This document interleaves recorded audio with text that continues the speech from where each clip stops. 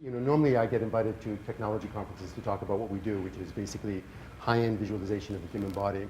So it was interesting when they said that this is an innovation conference. I was thinking, you know, about 15 years ago, I'd already been into this for about 3 years, and we looked to raise money. So I went to visit these venture capitalists, and the first thing they said is, "You're a pretty innovative kid. You know, it's pretty interesting stuff, but I think you're just a little too innovative for us." And there was this partner there, you know, the classic, you know, investment banker, venture capitalist, receding hairline, cigar that's not lit with suspenders. And, you know, you're just a little too ahead of the curve, kid. You have to remember, you know, the early Christians got the best lions. I'm sitting here saying, wow. You know, so the thing is that one of the kind of the, I mean, I dreamed for weeks after that. It was one of those things that really sort of made it, of course, because we couldn't make payroll and we really needed the money, but I was dreaming for weeks that I was an altar boy at our church in Nashua, New Hampshire, running, going, I'm making billions of dollars with this big crucifix, being chased by this lion with a receding hairline. But one of the things about, you know, the concept of coming up with new ideas is just basically sticking with it, and the idea of outlasting, you know, basically outlasting the lion. So one of the things that we've done is basically just put all the monies, all our energy in finding like-minded people to sort of just keep on pushing our technology. So what we've done is that we're designing technologies that allow you to actually take this technology greater depth. What we did is build this belly of information that allows you from anywhere in the world to actually interact with our information as a kind of a multi-dimensional way. So not only have we made the games into some kind of like, the interface is into a game, but you can actually look at, like this is the beginning of fetal circulation, watching the mother and the baby interact. You can zoom in on it, you can move it around, you can bring this box down, get more information on fetal circulation. If I want to get the first breath, I can move this out of the way, I can bring it back up. But most importantly is the interaction with the real human data. We have designed a technique that takes three-dimensional information and allows you to actually move it, rotate it, play with it, see the information in real time. Whether you're in Sri Lanka, it's all for free. You can basically come in. If you want to go and take a look at the inside, turn the skin into glass, move it around. And so what we are trying to do here is allow you to be in front of one of our supercomputers as if you can actually take this data that would only be in a center of excellence and just share it with everyone. At the same time, academicians want to get to our data, so what we do is we actually translate the data so you can actually see it sequentially from left to right of the body, from top to bottom. And this information now, which we are the only ones in the world who have acquired the data, now is shared freely and is already segmented for you on the internet. Now, we can do this with the adult heart, and we walk you through the marvels of how you're made. Every part of you is detailed outline. You can go through heart, the chambers, the blood flow, every detail. And when we go into problems like fixing the problem, you want to take a look at things like surgery, for example, taking a look at an angioplasty. And all of this information, again, now this is just one category, and I'll go on to one of the categories that we just finished now, which is sex, one of my favorite topics. The inside. That's the goal of artist and anatomical expert Alexander Tsiaras. Technologically, this is very, very tough. I mean, basically, whenever you add motion to the equation, trying to collect anatomical data that is moving is very, very difficult. If it works, he'll capture intercourse in a series of anatomical scans. It's no place for a quickie. A single scan can take 12 minutes. Finally, withdrawal. From the MRI, that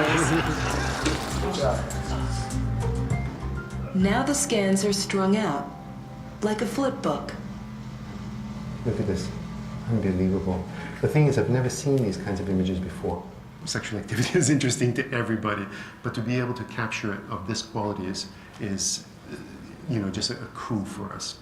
And that's just the start.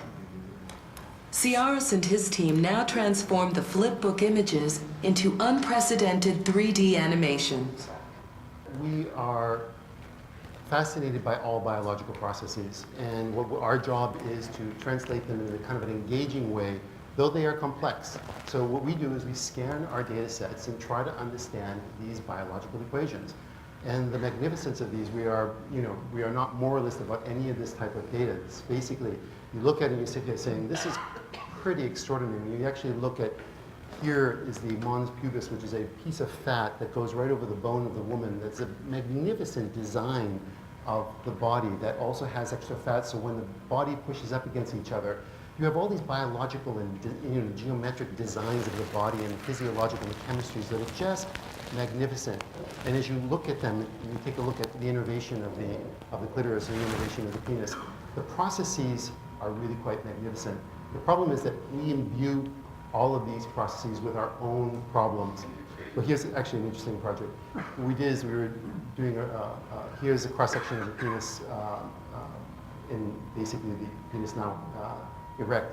And one of the things we were asked by Pfizer to actually take a look at what was happening with Viagra. And what happens is that actually the penis gets filled with 7 times more blood when it gets erect.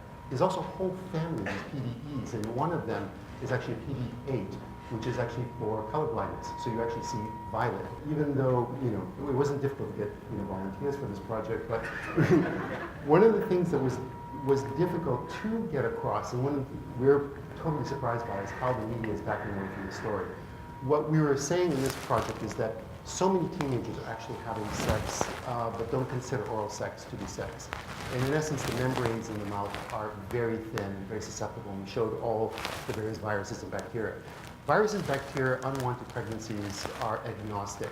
And one of the things that we were surprised by is we were working with Merck on their new vaccine for cervical cancer, HPV virus. 98.5% of these viruses are transmitted, this cancer is created through sexual transmission, as is HIV. The headquarters of Merck in Pennsylvania, when they go in and do educational programs, they cannot talk about sex. So they can only talk about tattooing and hemophilia.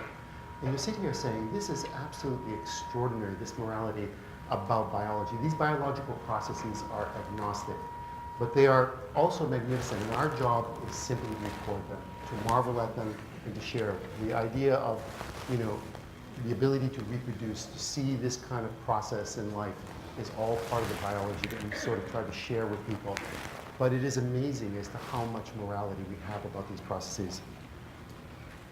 I wanted to sort of conclude with this information, as I showed you at the very beginning about the concept of the internet. We're building now 85 websites that will be available to anyone in the world that wants to have this kind of information. We're doing in simple fashion, pure visuals with a very simple and elegant interface that will allow you to basically understand the processes of every one of these diseases and relationships on ways back to health. We try to map these processes for you. If you want to understand how the nervous system, how depression works, you can basically come into these processes, take a look at them, interact with them, move them around. The engagement of revolutionizing information so that a scientist can speak to a physician can speak to a patient, or a patient can learn for themselves what this is all about by using engaging information. We're even doing animals. We've already started scanning dogs, for example.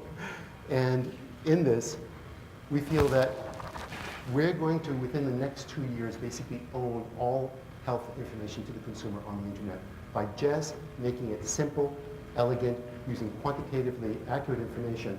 And so to those early venture capitalists who never quite saw it, I guess we sort of outran the line and outlasted them. That's one of the things about innovation that I learned. Is the idea is that you just have to last long enough. If you have a good idea, you have to run faster, and you have to find really, really good partners, because in the end, it's thrilling, and if you have the ability to actually change the world, as we really feel that we are in the case of teaching people about their own health, I think it's a noble process. Thank you very much.